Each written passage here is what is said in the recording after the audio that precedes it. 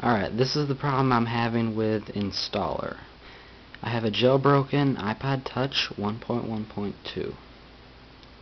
I open up Installer.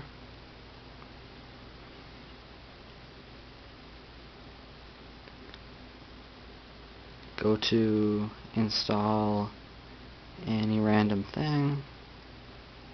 Let's try backgammon. Sure.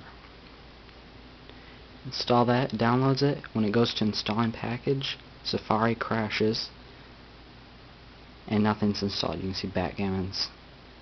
There's no backgammon.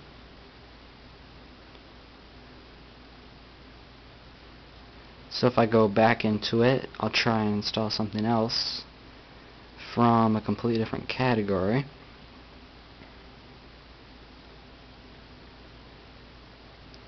We'll go with the metallic theme for Summerboard. Try and install that. As you can see, the same thing happened there. I tried to clean all my sources and everything, and I still have the same problem. So my question is there any quick fix for that so that I can install new things?